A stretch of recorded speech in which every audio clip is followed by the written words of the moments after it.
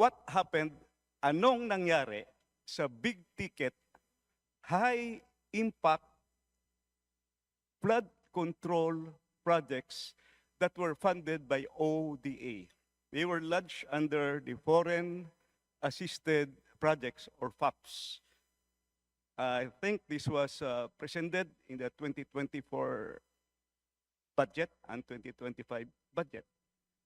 Can you give me an explanation or clarification on that? Kasi malalaki to. I understand that the foreign creditors here are JICA, Asian Development Bank, World Bank, IBRD, Asian Infrastructure Investment Bank, Korea Economic Cooperation Development Fund, and the government of China. Pag na-approve na kasi yan, yung mahaba yung proseso. Very, very technical. Kompleto yan. Feasibility study, everything.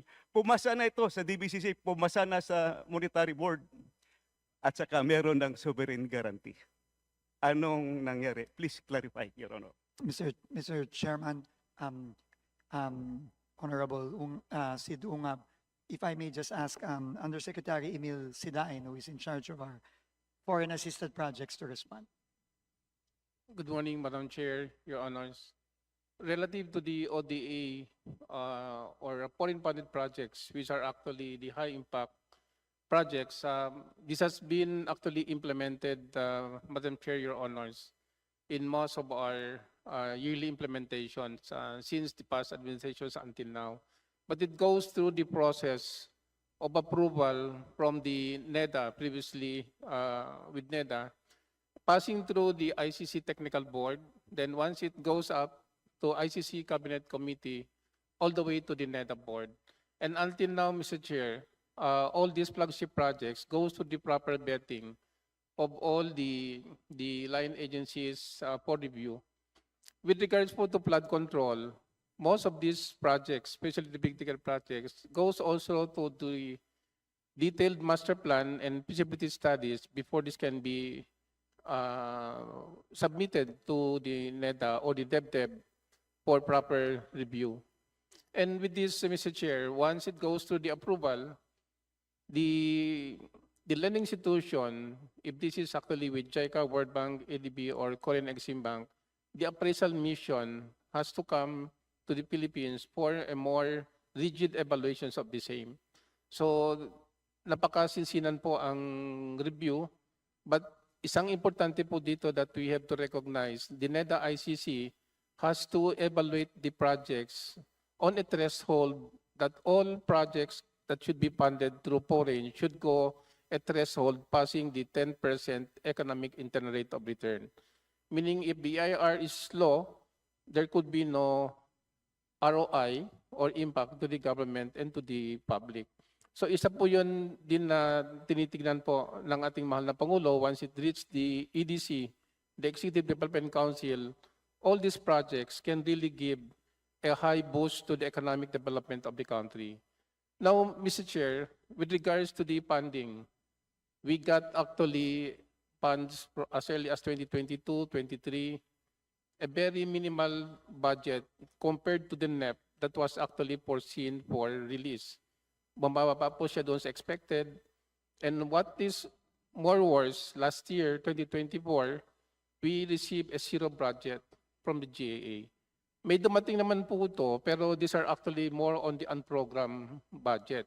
So meaning, wala po siya sa priority as to budgeting, and the unprogrammed normally comes out on the third and fourth quarter. So the effect for the insufficiency of funds or the lack of funds from the program line items of these flagship projects can eventually result into a slowdown of implementation, the suspension or delay also on the procurement kasi wala po katayong CAF for the certificate of ability of funds, so you cannot proceed with the bidding. And more worse, it can also generate a commitment fee because all loans are given a prescribed timeline, and this timeline, inclusive of the funding and as well as the component by project implementation, should be properly approved and implemented by the line agency, which is DPWS. So kung bitin po yung pondo, we always drag it to a more delay, more timelines that are necessary to complete the whole projects. Yun po ang problema namin. That's why in the next year budget, we would like to get the most exact NEP as actually been proposed in the DPWH for 2026 po. Thank you po. Thank you, Madam Chair. Madam Chair, I would like to simplify what really happened. The transformation of those ODA-funded projects in 2024 and 2025. I have here the 4 books of the budget books. Ang tawag ko nito noong araw, ang 4 na libro ng APRO.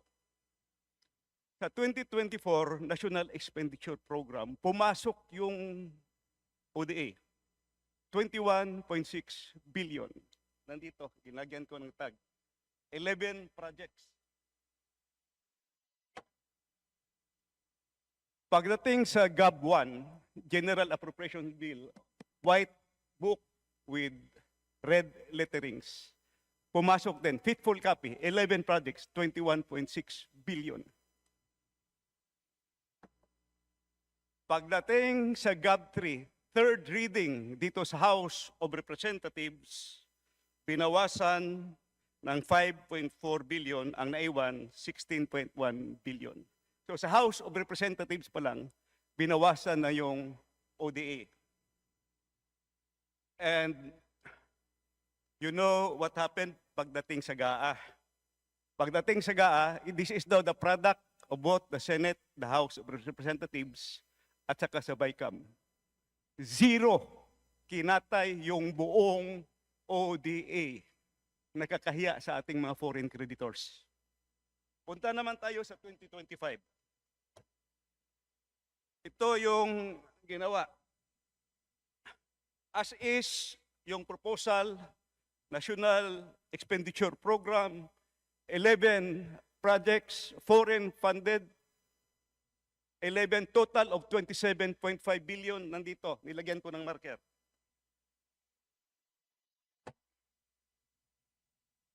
GAB 1, first reading, faithful copy. Nandito yung 11 projects. Total of 27.5 billion. Third reading, House of Representatives. Binawasan ng 18.6 billion, ang naiwan 8.9 billion na lang. ODA funded ito. May approved loan na sa mga foreign creditors.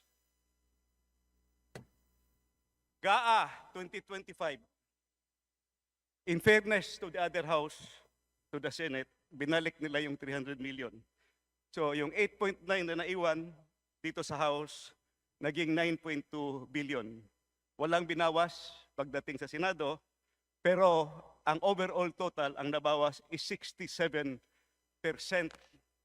of the flood control budget, which are big ticket. Pag sinabing big ticket, malalaki ito. These are the, kung baka super highway, dito dadalo yung maliliit.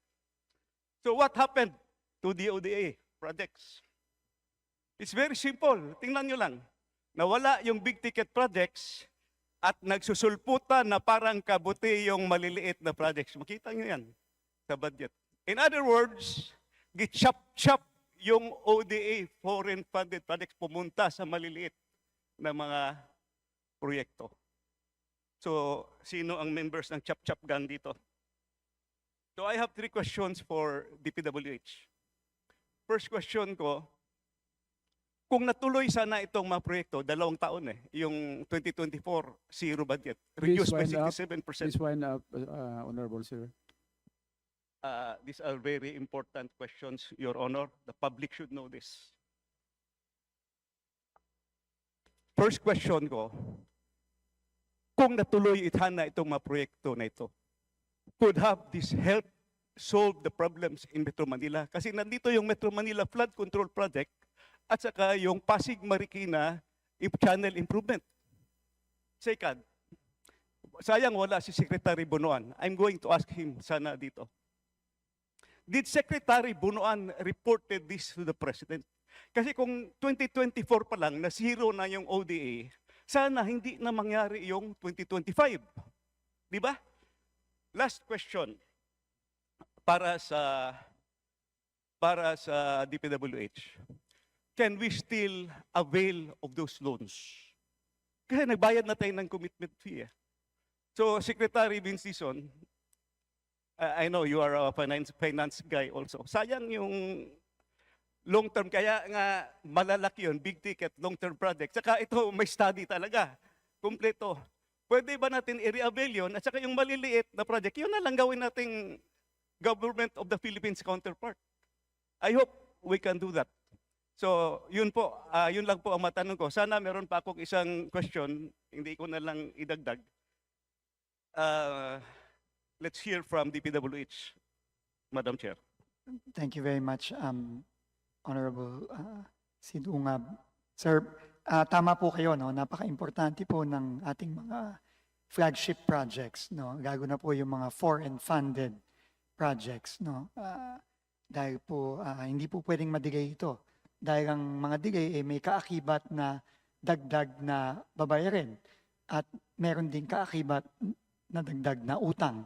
Kaya po talagang priority po yan. At pipilitin po namin, no, na siguraduhin na makahabol tayo ngayong 2026 dito po sa ating mga foreign assisted projects. Kamukha po ng Davao Samal Bridge, halimbawa.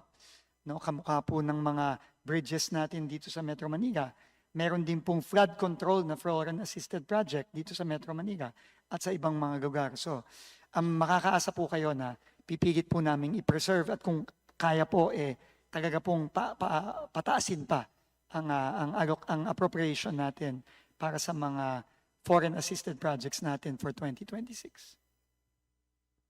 Thank you. Yung dalawang question, kahit later nyo na lang sagutin. Thank you. Thank you.